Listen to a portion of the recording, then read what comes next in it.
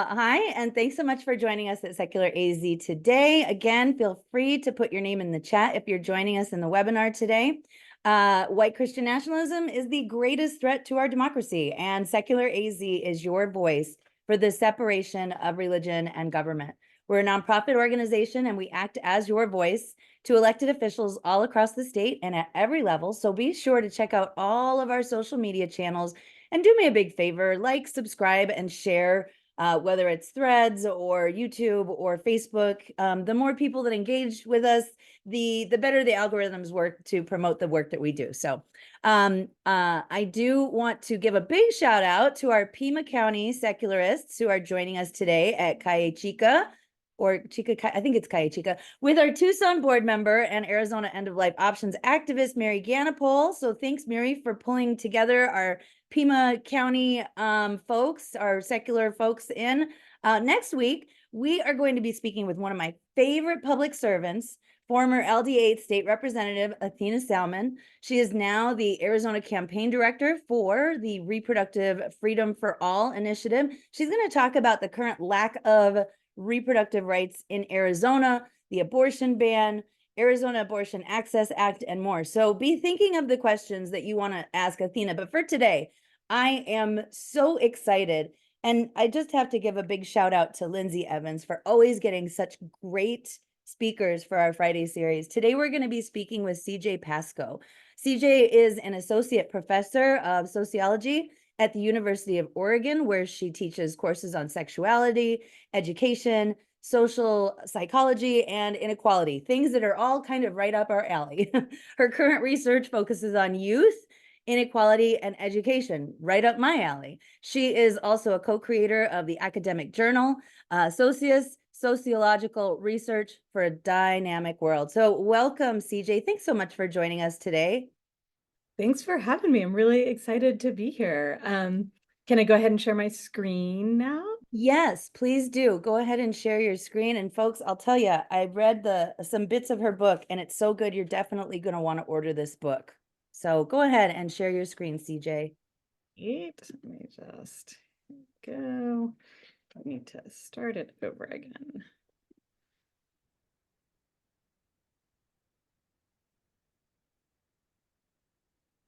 There we go. Everybody can see that okay? I can see it. Excellent. Great. Well, so thank you so much for having me here today. It's really an honor and a privilege to be talking to this group, and it's been sort of selfishly a delight for me to dig back through some of your programming and get to know your organization and the incredible work you're doing. So thank you for both doing that work and for inviting me to be a little small part of it.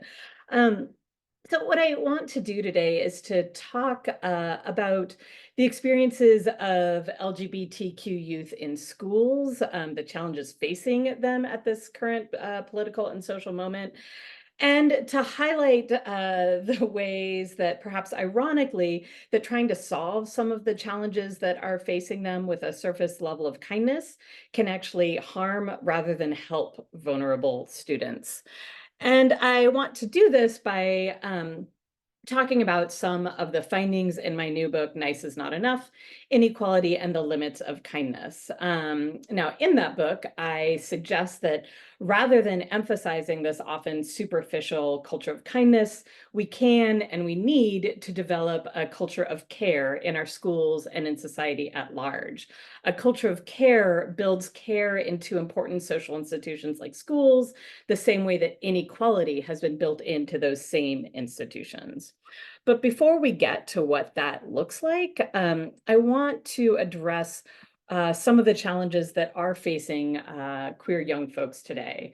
Now, as of May last month, there are 515 anti-LGBTQ bills working their way through different state legislatures. Many of these bills are aimed at queer young folks, and I cannot emphasize enough the explosive growth in the number of these bills that have been proposed. Last year, 228 bills were proposed as compared to this year's over 500. And in terms of how many of those bills became law last year, 29 of them did in 20 different states. So what do these bills look like? Well, They remove funding for DEI programming. They allow LGBTQ hate speech.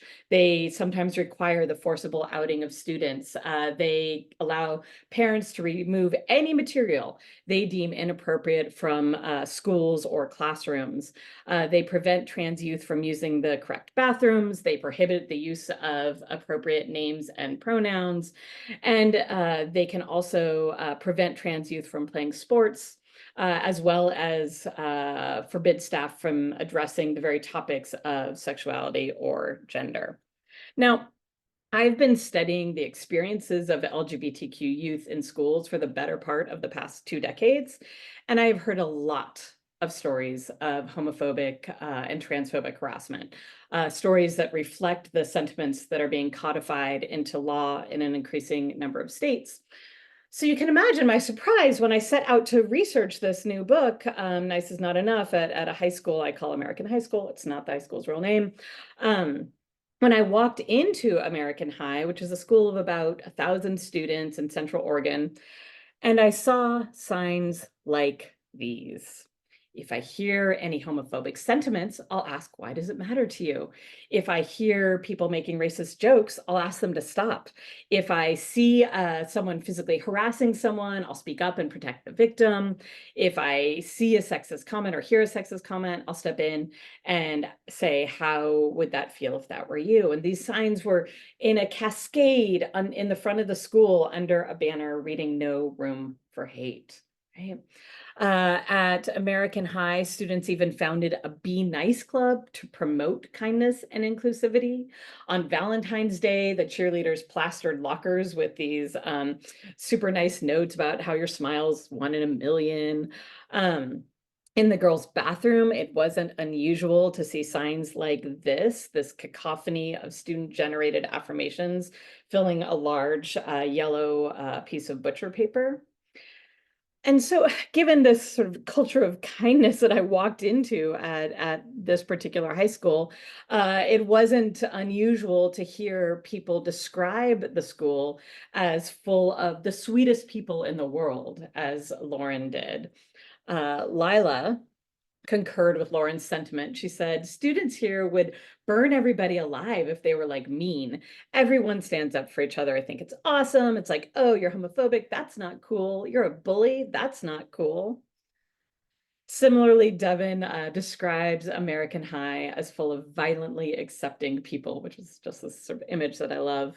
And Emily, who's the mom of American High students, said that people at American accept the bejesus out of you. But, and you know, there's always going to be a but, as I came to discover during my time at American High, this kindness and acceptance had limits. And these limits became really clear when young people and staff took stands against systemic racism, or when young folks demanded safer schools and inclusive mental health care, or when girls grappled with gendered inequalities and harassment, or when longstanding school rituals shifted in an attempt to become more inclusive. In other words, what was happening at American High turned out to be a little more complicated than people's descriptions and these signs we were seeing in the hallway. And this complication became really clear to me on the day of the annual senior assembly. Now, for those of you who haven't been in high school for a while, these senior assemblies happen at the end of the year, and you celebrate the seniors. And at American High, the teachers all learn a special dance for the students, so they perform it. And then the song like Celebration comes on, and the teachers form a tunnel with their hands, and the students all run through it. And this is really sort of joyful, wonderful occasion that celebrates all the hard work young folks put in to graduate. So, you know, this assembly sort of begins, all the students make their way down to the gym where it's happening. And I end up at this particular assembly standing by the doors at the entrance to the gym with a bunch of the teachers and staff. And when the assembly starts, it starts as assemblies usually do, when the show choir sings the national anthem. And so the show choir starts to sing, and I notice a rustling out of the corner of my eye, and I look over, and Max, the only out trans teacher at the school, middle-aged white man, slowly drops to one knee. And he drops to a knee in a move that's now recognizable as the protest that was begun by Colin Kaepernick to call attention to racist police violence against Black Americans. And so Max kneels, and then I watch as several other teachers follow suit, and they all drop in this silent protest. And the rest of the teachers sort of stare straight ahead. The students are all staring straight ahead. And when the song ends, the teachers stand, and the assembly goes on as usual. Now, the assembly going on as usual did not indicate that everything else continued as usual. Different community members weighed in, parents shared thoughts, the principal expressed displeasure, and the teachers who knelt actually ended up receiving formal letters of reprimand from the district that were placed in their personnel files. And according to Max, when I followed up with him after this, he said that these letters served as a warning that should this behavior continue, it would constitute a fireable offense. According to the letters, making a public statement against racist police violence constituted an act of political expression, and acts like that were forbidden during the workday. In other words, American High might be no place for hate, but it's no place for politics either. At the school where people will accept the bejesus out of you, kneeling to protest the murder of Black Americans became not an issue of hate, acceptance, or justice. It became one of politics. American High, in other words, sound an awful lot like high schools across the US, where parental fears of politicizing schools have determined school policies, reading material, course content, and the ability of students to exist safely and be free from harassment or fear. Now, this wasn't the only time during my time at American High that a concept of the political was invoked to quell actions related to social issues. The football team's social media page is instructive here. It read, "We are here to have fun and focus on the athletes, not on politics or on anything destructive. We won't tolerate negativity, profanity, or any references to hate, religion, or sexual orientation." When a beloved teacher wrote an email to his colleagues saying that he was really concerned about rising racist, sexist, transphobic, homophobic, and xenophobic rhetoric. He was concerned about the safety of their students. He was told to discontinue using email for, quote, political discussions. Can I ask a quick question Sure, here? absolutely. At what year did you spend here? Right, so this is roughly 2017 through 2019. Okay, yeah, I was just curious about, the larger culture in the United States. Yeah, Yep, thank yep. Yeah, no problem, no problem. And so when students created a plan to participate in a school walkout to memorialize young lives lost to gun violence and to advocate for safer schools. And this is after, of course, they have been forced to sit through soul-crushing lockdown trainings every year, which they felt were not solving the problem of gun violence in schools. So they planned this walkout.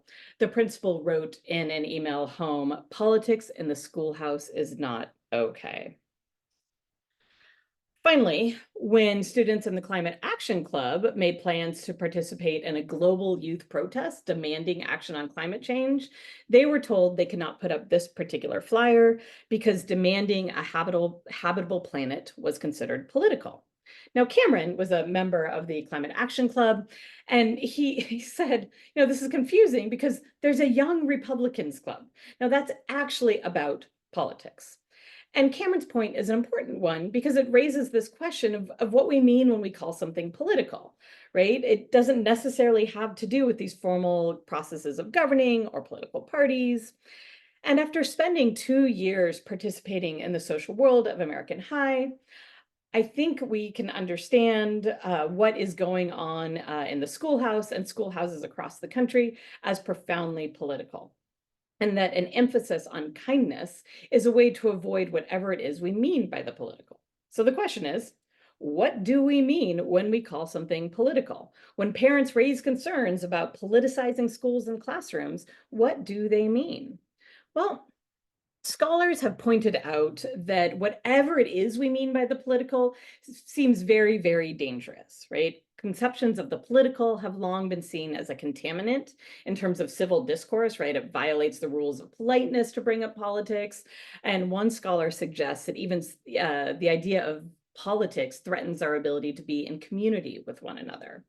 And you see that sentiment on the football page, right? When the football team's social media page says even a mention of race, religion, or sexuality is a problem, and all of those things are considered political, it sounds an awful lot like some of the legislation we've seen passed recently, right? The Stop Woke legislation, or Georgia's divisive concepts laws, or these Don't Say Gay laws that are working their way through different state legislatures. But whatever it is we consider political is not the same as formal politics or partisan politics. So what is it? And there's a scholar named Andrew Perrin who makes a really important point that can maybe help us understand this. He says that political talk specifically addresses power, resource distribution, or public morality. So in other words, when we call something political, we don't mean capital P political. We mean social inequality, we mean our values, we mean who gives or deserves resources, we mean whose voices and needs count. In other words, ideologies and inequality and the ideologies that justify or challenge inequality are the things of politics. So, if political talk is off limits at American High, what fills in for it? Well, this language of kindness. And so I want to give you an example of what this looks like. At one point at the school, a display went up in honor of the Black Lives Matter movement, right? So this was a display that documented Black lives lost to racist police violence. And students were given, and staff were given the opportunity to respond to this display on these sort of large white pieces of butcher paper. And so you can see some of their answers right here in this picture.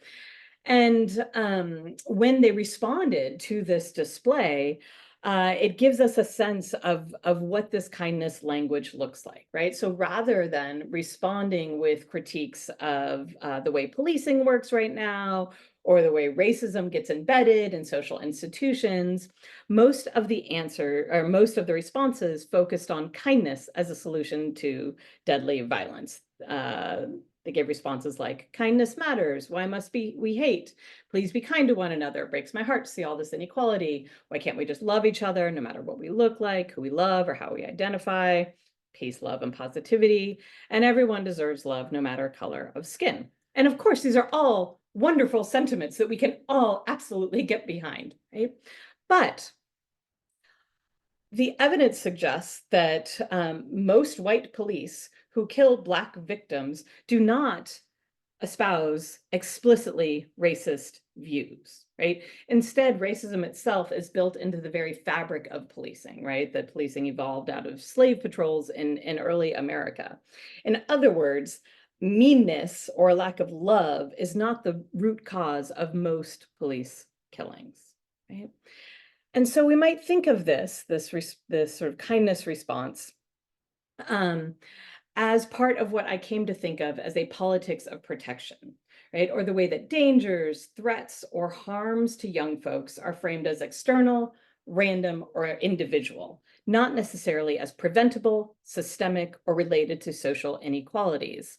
And thus, they are problems that can be solved with things like love and kindness, not with challenging inequality. So in terms of racial inequality, kids tell me that racial inequality is, quote, sugar-coated at their school, and we look to things like love and kindness to solve the problem of racial inequality. In terms of gender inequality, girls don't have a language to talk about the sexual harassment they suffer on a daily basis, and instead tell me that they're afraid of being mean or being labeled as a bully for standing up to the sort of harassment they receive. In other words, these sort of edicts of kindness blunt their ability to respond to inequality. In terms of working class young folks, it means that they watch as wealthy students are routinely labeled as more gifted, talented, and meritorious, even though those labels often simply reflect class privilege rather than their actual giftedness or merit. But that privilege gets obfuscated by this ideology of kindness. However, and this is what's important as we turn to talk to how a politics of protection can shape the lives of queer young folks, this is not a story without hope, right? This is not a sad story. In Nice is Not Enough, I also document the way that youth activists and their adult allies come together to push back against a politics of protection. Their activism demands possibilities and space for a more just and equitable world. And I think these young folks, as we'll see during the rest of my talk, these young folks set an example for us grown-ups, because what they are calling for is a politics of care, an approach to power, resource distribution, and public morality that centers human needs, vulnerabilities, and systemic disparities, rather than relying on individual responses like kindness and tolerance as solutions. So I want to share with you some stories about the experiences of LGBTQ youth at American High that can illustrate how surface culture of kindness can actually make young queer folks more vulnerable. And I want to do that by taking you into probably the best night of research I've ever performed. And that's when the Gay Straight Alliance at American High put on a drag show. Now, as you heard earlier, this research was done, it sort of ended in 2019 or so. So it was like right before we saw all these attacks on drag happening across the country, right? 14 states were not considering anti-drag laws at this time. And it was like right before we started calling drag queens pedophiles on social media, which was something I actually just saw again the other day. But even still, at that time, the young folks in the GSA had to really work hard into talking the school into letting them have a drag show. They had to like go before the operations committee and explain to them that what drag was, because as the GSA advisor indicates here, drag doesn't mean the same thing to someone outside of queer culture as it does to someone who's in it. So they had to explain drag's history in marginalized queer communities, and that it's this really important sort of cultural tradition for queer folks. And so they convinced the school to let them have this drag show, and they got in touch with these professional drag troupe to come help them learn how to do drag.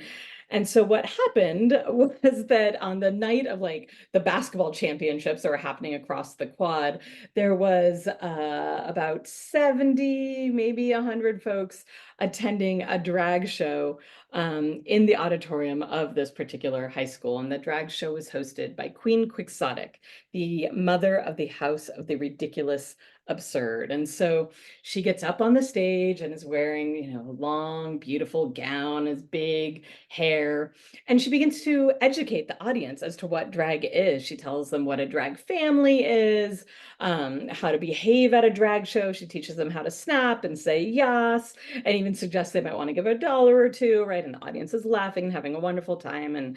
And she tells the audience that, when she grew up in San Diego, they would never have anything like this, right? Explaining she grew up in the 80s and 90s. And she also gives them some education about what drag is, right? She says, most people think drag is this. And so she motions to herself, right? A man all dressed up, doing all this work. And she says, but that's not it. Drag is the performance of gender. It's the performance of our identity. And so the show that followed was a show in which performances ranged from a genderqueer identified assigned male at birth student wearing a short burgundy bob wig dancing to Selena Gomez's I Love You Like a Love Song Baby, to students performing in the Schuyler sisters from Hamilton in drag, to the only out trans teacher at the school, Max, coming out dressed in a white dress and looking really sad. And he's lip syncing a song from Billy Joel, and he's sort of looking down and very sad about this dress that he's wearing. And at some point, he moves behind a screen, and and the song continues while he's behind there. And when he comes out from the screen, he's sort of jubilant and happy and wearing jeans and a transsexual menace t-shirt, which, for those of you who aren't familiar, that was the first direct action trans rights group in the United States. And so it was this sort of joyful transformation into his gender, the gender that sort of was there all along, and the audience just sort of laughs and cheers and loses their minds over this wonderful transformation, right? And so at the end of the show, Queen Quixotic comes out and says to all the young folks, you know, I want a safe future for our gender diverse siblings out there.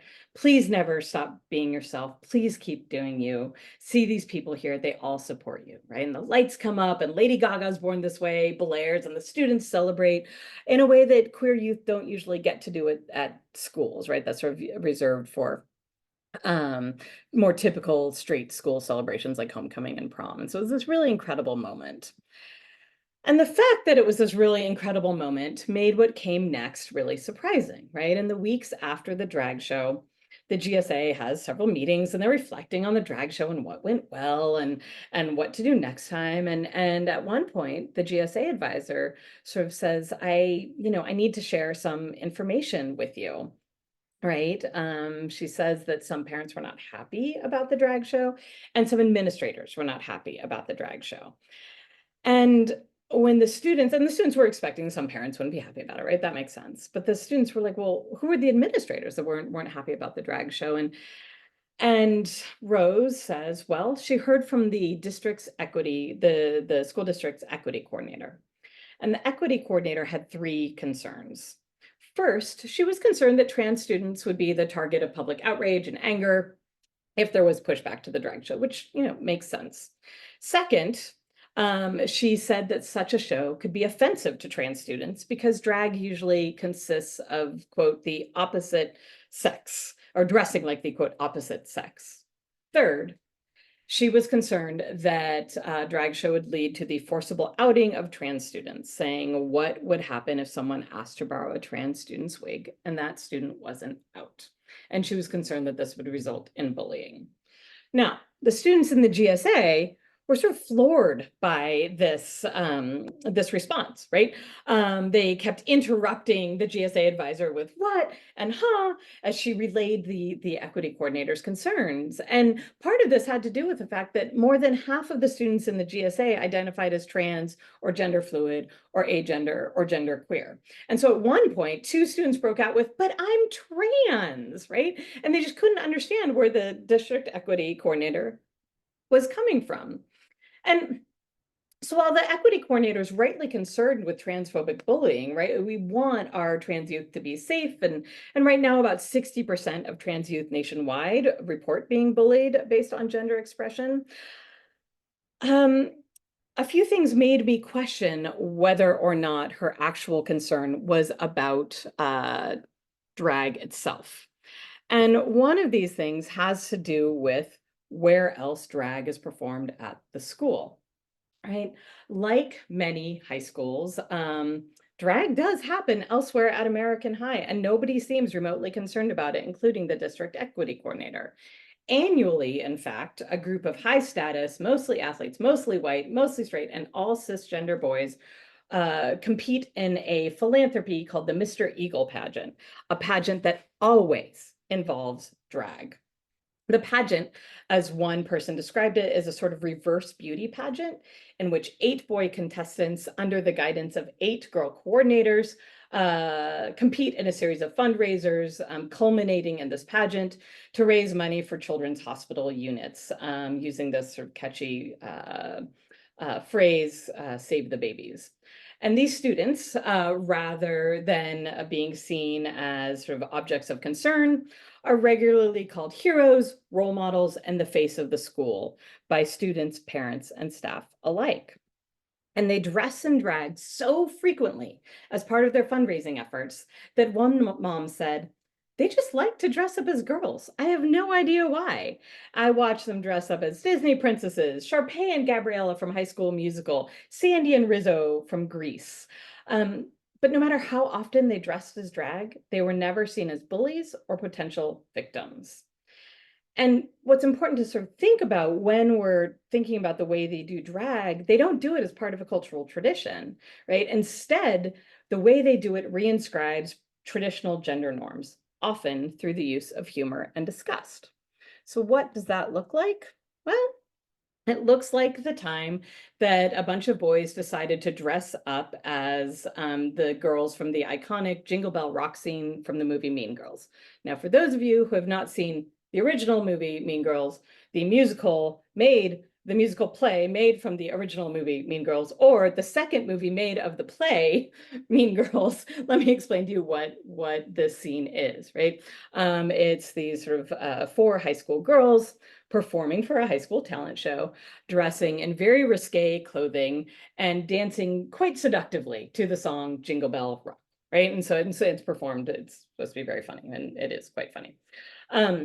In this instance, however, the boys in the Mr. Eagle pageant dress up in these same outfits, right? So they come down the aisle to perform in this pageant wearing very skimpy Santa clothes, much like you see here. Right. And when they were in rehearsal for the pageant, boys sort of teased them and shouted like, oh my God, is this allowed? Is this even allowed? They hooted and hollered at them as if they were sort of strippers on stage. And then in the actual pageant, when these boys performed this routine in front of hundreds of audience members, the MC introduced the skit by saying, how many of you miss Christmas? Well, our next skit might ruin it for you. And of course, the audience laughs. And then when the skit ends, the MC again comments, Merry Christmas, I guess. I don't know. You can't unsee that. You can't, that is, unsee a group of white cisgender men dressed in skirts and dressed in short skirts and tank tops, dancing seductively. And so the MC's comments really reflect a way of thinking that suggests that there's something horrifying or distasteful or inappropriate about men who dress in a manner we associate with women. And I'd love to say that this is just a pageant that happens at American High. But what's clear is this type of drag where high status, cisgender, seemingly straight boys dress in drag to mock men who dress in women's clothes, happens at high schools across the country. That top picture is actually taken from a school in Florida, where they've passed all sorts of anti-queer laws in governing queer youth in their schools, right? We see things like powder puff football games where boys dress as cheerleaders, and we see a myriad of reverse beauty pageants. They are called things like the man pageant, dude pageant, eagle pageant, knights pageant, Mr. Cougar pageant, the big man on campus competition. These are so frequent that there are even TikToks dedicated to male beauty pageants in high school. So the problem I want to emphasize is not drag itself. It's who is performing the drag and why. Is it being performed as a part of a cultural tradition that emerged out of marginalized queer communities, or is it being performed by high status young men about an extended joke, or as an extended joke about femininity and men who dress like women? Understanding that difference can help us understand the politics of protection and how it can harm queer youth. Now, as a reminder, I use that phrase to capture the way that dangers, threats, or harms to young folks' safety are framed as external, random, and individual, not necessarily as preventable, systemic, or related to inequality, and certainly not as built into the school itself. So then this sort of shapes how we think about student safety and where threats to students come from. Do threats to students come from these established school rituals, or do they come from random bullies in schools? Right? Because we have a hard time seeing how these high status young folks raising money for a good cause can also be participating in a harmful practice. So In order to think about how best to support queer and trans youth in schools and to protect them from attacks, we need to listen to their experiences. What do they tell us about what they need to be safe in schools? And in talking to queer young folks at American High, what is very clear is that they actually aren't very concerned about bullying. What they are concerned with is being included in the institution of the school itself. And students actually rarely report homophobic or transphobic bullying to me. Their biggest issues are actually not those sort of like interactional issues, right, with other students. They're being included in the social life or included in the institutional life of the school and having that inclusion guaranteed by policy. And so I have this bathroom picture here up because it's a really good example of what institutional inclusion looks like. This is actually a picture of the all gender bathroom at American High. So American High, like about 60% of schools across the country, has a gender neutral bathroom, and this is it. However, that gender neutral bathroom is located in an out of the way place. It's the very front of the school, way apart from all the other classrooms. It's governed by these rules that you see on the front of the sign here, right? One person can use it at a time. You can only use it for 5 minutes. And what that means is that often a very long line forms at that bathroom. And so queer students will ignore their bodily needs during the school day and not take care of them. And we know that this happens for young folks across the country. In fact, about half of trans youth avoid using bathrooms at schools during the school day. Right. So when students have a chance to weigh in on a new school building, one of the things they do in the Gay Straight Alliance is get together and write up a set of policies for gender inclusive bathrooms. They say there needs to be more than one gender inclusive bathroom. They need more than one stall. And that's where you see this. People will freak out about multiple occupancy gender neutral bathrooms. And they also suggest that there needs to be room in those bathrooms for period stuff. Right. The kids in the Gay Straight Alliance got together and went through the district's gender nonconforming document to provide suggestions for the school district about how to better support queer youth. And one of the things they do is they go through and get rid of all the outdated language, like the language of transgenderedness that is used throughout this document. And as someone who studied queer youth, has studied queer youth for 20 years, I actually thought it was a great document. So it was sort of amazing to listen to the students say like, no, we can't use that. We can't use those terms, right? They also were frustrated with the policy governing pink prom. So pink prom is a prom that's for queer young folks. They were required to have signed permission slips to go to pink prom in a way that they weren't required to have signed permission slips for regular prom. And they were concerned that this would result in the outing of themselves or their peers. Finally, and you knew this was coming, queer youth were deeply concerned with the sex ed they were getting at their school. Now, like many schools, American High did not have a trained sex education teacher. And just so you know, in about 50% of states, there is no requirement for specific training to become a sex ed teacher. Instead, the football coach taught sex education. He says he was taught, he was the one chosen to teach it because he has the highest QE, or EQ, he tells me, not QE, EQ, he tells me, or emotional intelligence. And indeed, he did a really good job. He shared that he used to be homophobic and now he's not, and that they can change their ideas too. He would have them do these chants about gender and sexuality, where he would have them chant, sexuality is who you go to bed with, and gender is who you go to bed as, right? This really sort of charming way of getting the students on board with concepts of gender and sexuality. However, he was so untrained in the actual knowledge of gender and sexual diversity that the GSA students started to critique his teaching. And eventually he said, I don't know enough about gender and sexual diversity to teach you this topic.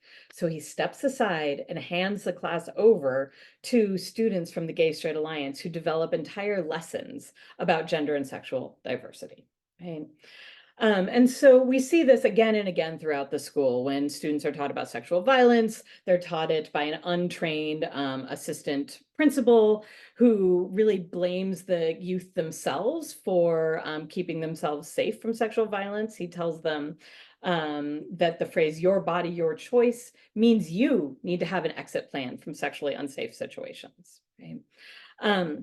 And so these queer youth are making very real, concrete requests of the school to change and update their policies about gender, to make modifications to school infrastructure, to develop sufficient education about sexuality, and demanding the ability to participate in meaningful school rituals without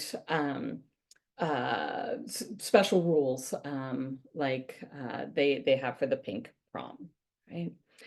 And so they wanted, in other words, institutional inclusion, something that was missing at American High and something that is under attack by those very laws working their ways through state legislatures.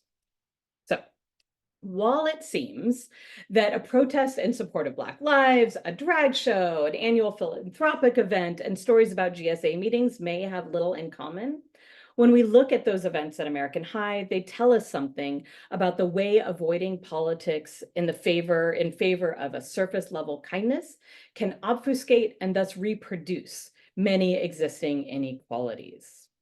Avoiding politics or political topics by focusing on being nice can lead well-intentioned folks down paths they might think themselves opposed to. Avoiding politics might result in policies and actions that silence people's abilities to address gender and sexual inequalities in ways that feel dangerously close to don't say gay laws, book bans, or stop woke policies. So, what can we do? Well, how can we in our schools sort of act in ways that reduce inequality and protect queer youth rather than augmenting these harms? And I've got a few ideas. First, we need to develop a language to deal with inequalities, right? We can't simply avoid politics, right? So we need to do things like build discussions of inequalities into our classes and our curriculum.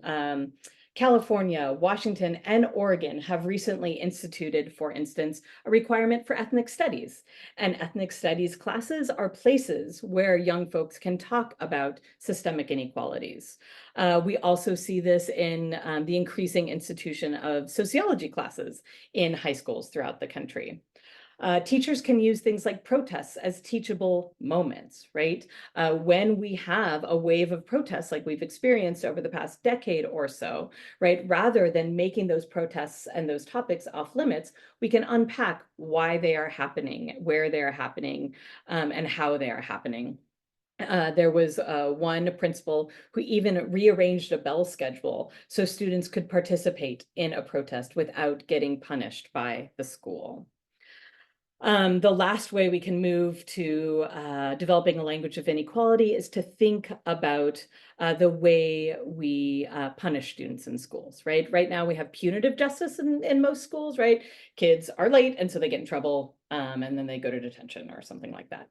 Some schools are moving to restorative justice programs, right? And restorative justice program requires a lot of training for some teachers and staff, but it requires that a student who did harm sit down with the students that they harmed, talk about the harm that happened, and talk about how to repair the harm, right? So a really reparative process. And there is a movement afoot to go one step further than restorative justice to transformative justice. So transformative justice takes into account how inequality underlies harm in the first place, right? So this looks like when a student gets bullied for being queer and then fights back, right? A restorative justice process might talk about the harm in between those two students, but a transformative justice process would talk about the homophobia that's at the base of the harm in the first place. Second, we need to address sexuality in schools. Schools are sexual organizations that send formal and informal messages about sexuality. When there's only one gender-neutral bathroom and is inaccessible, it sends a message about who belongs and who doesn't. When queer youth are not allowed to do drag as part of a cultural tradition, but straight white cisgender boys are allowed to do drag to mock queer youth, it sends a message about who belongs and who doesn't. When the sex ed teacher doesn't know enough about you or your culture to teach you how to have a healthy sexual relationship, it's hard to believe that you belong, right? Our sex ed laws are all over the place. There's no federal mandate for sex education, and many states don't even require that sex ed be medically accurate, right? So we need trained teachers teaching sex education, just like we require training in other subjects. And this is good for everyone. As we've recently seen right in Arizona, a report came out saying that a gag order talking about queer topics in schools has resulted in less sex ed for everyone, right? So laws against queer youth harm our straight youth as well. Finally, we need to turn an eye to the social life of schools. Young people only learn young people don't do most of their learning in the classroom, right? They do most of their learning outside of the classroom.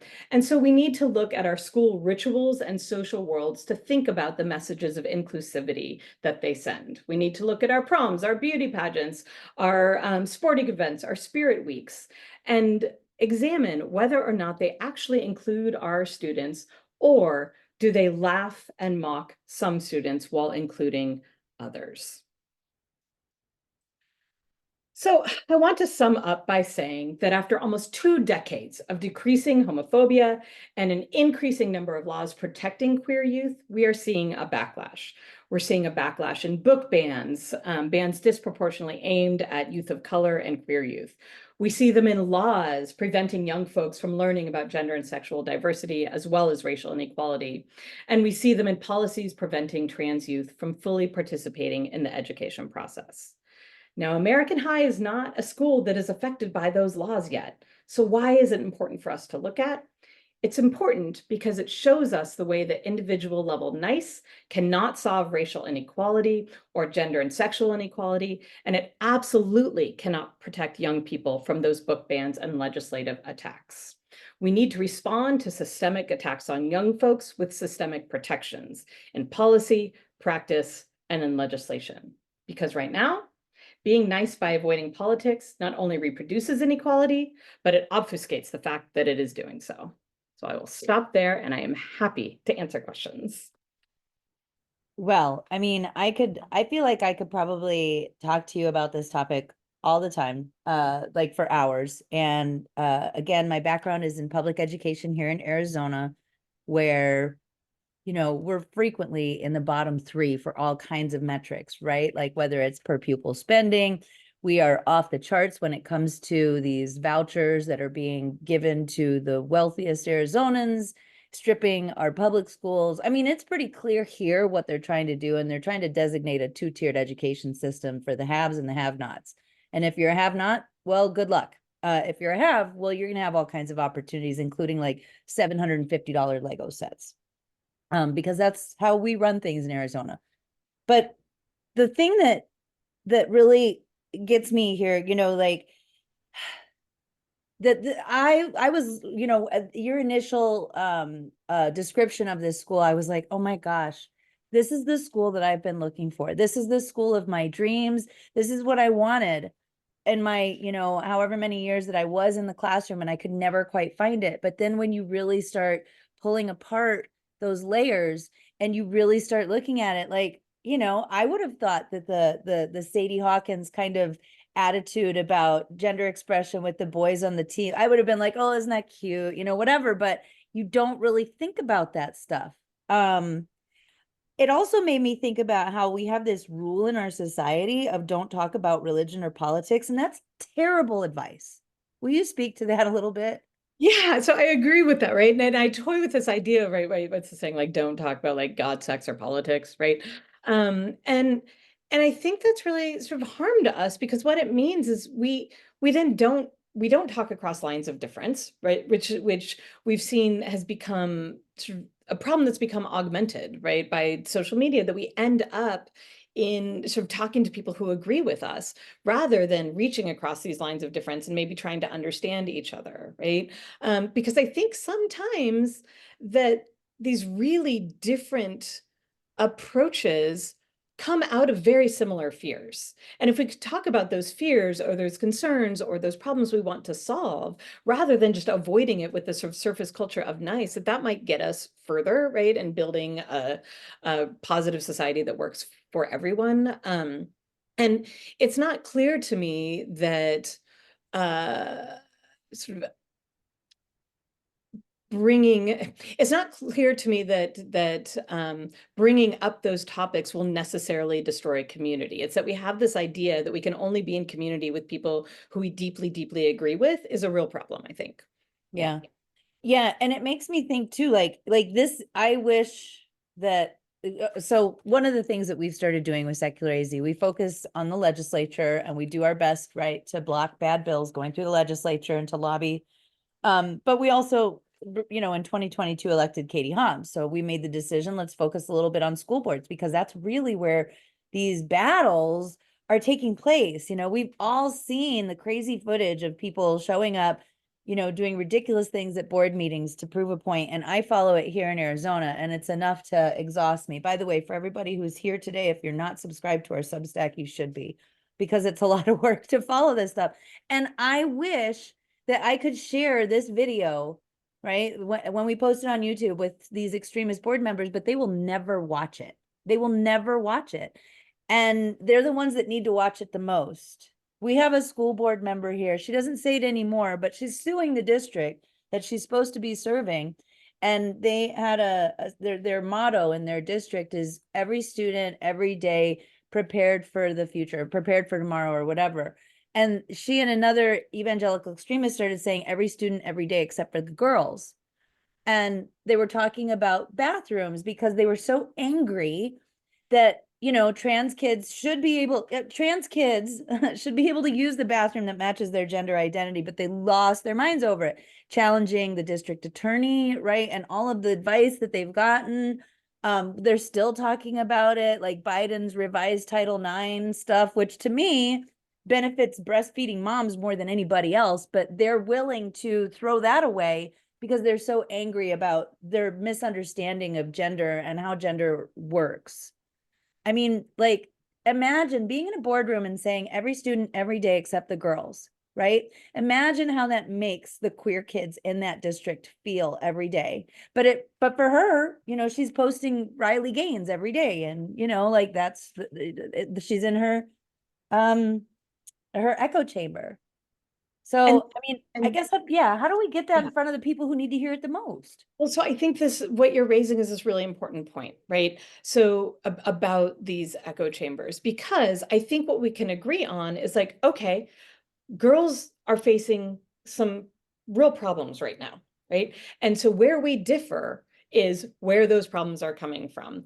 And if we can look at data, right, what we know is that the data says again and again and again that levels of sexual harassment from straight boys to girls have not changed. And as someone who's been researching teens since the early 2000s, what I was floored by when I went into this school was these stories again and again by girls about being sexually harassed that had changed so little from the early 2000s, right?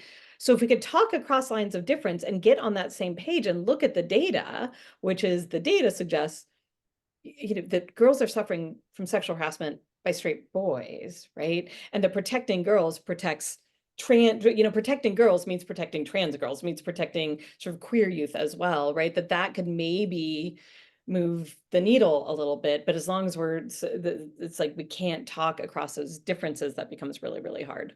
Yeah. Yeah, I mean, they deny the existence of our trans youth. I mean, they deny the existence of trans people altogether. Yeah, Diane, she's our legal director, and she says violence against women has changed very little in the 45 years that she's been working on it, unfortunately.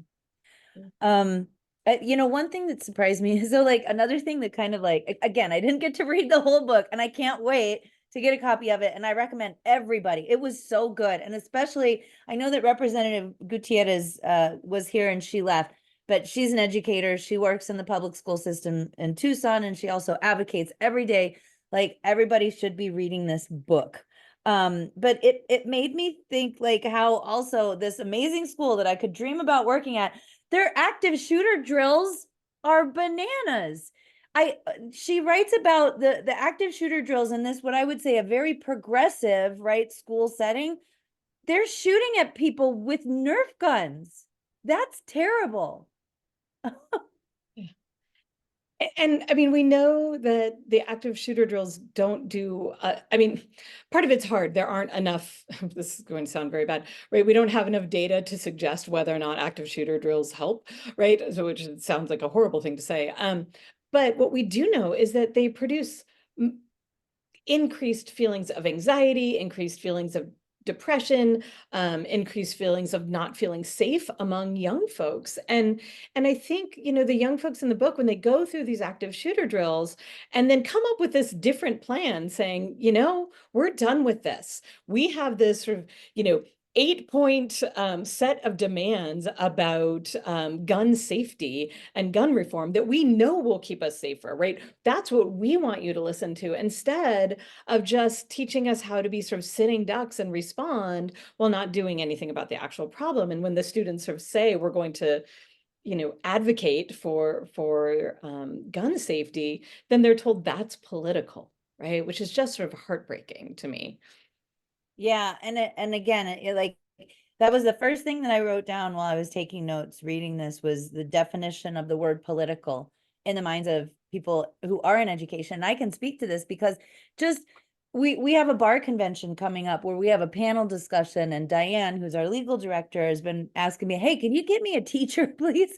And like every teacher I've asked, they're like, "Ugh, not now." It's there's a chilling effect right now. You know, my own daughter it was basically told, get clearance before you use preferred pronouns or nicknames, despite the fact that there is no law in Arizona that says that that's what you have to do. But everybody, because like you said, the onslaught, what'd you say, over 500 bills Yeah. directed at these most vulnerable populations.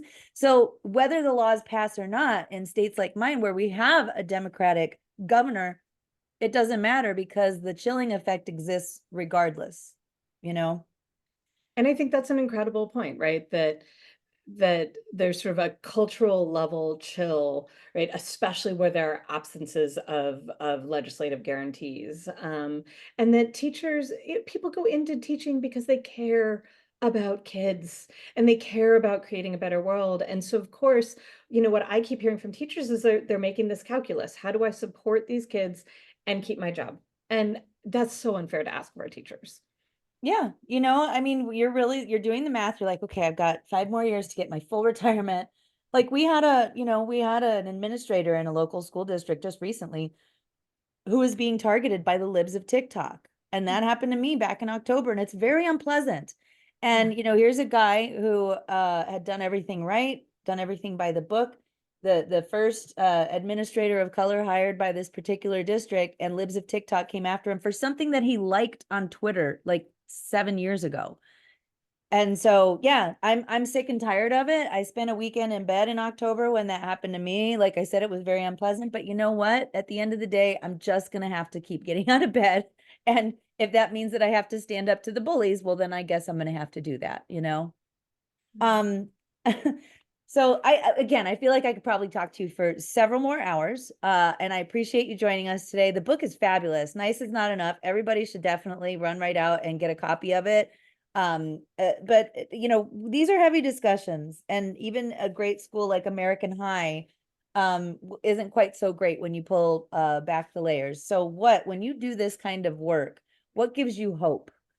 Oh, thank you for that question. What gives me hope was watching the young folks and the adults work together. So, right, the district and the school authorities didn't want the kids to put up this Black Lives Matter display, but a coalition of teachers and students worked together and pushed and pushed and pushed and got it up, right? When the kids were told you can't put up those climate strike signs because it's political, the biology teacher who's the advisor for the Climate Action Club was like, right, so you can't put up those posters, but look what you have in your hand. And she holds up her cell phone and it's like, organize that way, right?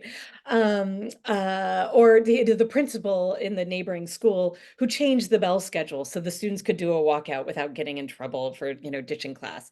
And so those are just some very small examples, but this, adults have institutional power, and we have networks, right? And kids have ideas and no fear. And so I feel like when we bring those two things together, right, if the adults can clear organizational space and use their power to sort of hold that space, let the kids do their thing, right? They know what they're not fearful and they have little to lose. And so I think when they work together, that's what gives me hope. Oh my gosh, yes, I absolutely love that. And I've recently started attending, we have a really fantastic group called the Maricopa County Young Dems. And I go to political meetings all the time, but the one that I'll keep coming back to is the Maricopa County Young Dems because they give me hope. They are the ones that are, like you said, fearless. They don't have a lot to lose. Shit, I mean, like they can't afford to buy a house for crying out loud. So they're going to advocate for fair housing. So yeah, the youth definitely gives me hope too. And your book just really made me miss being in a classroom setting a lot. So thank you so much, CJ. You're amazing. I love the book. I can't wait to read the full copy of the book. I hope everybody else gets one. And I hope that everybody, including you, CJ, has a great weekend. Thank you. Thanks for having me. Thanks everyone for coming. Sure. Take care, everybody. Have a good one.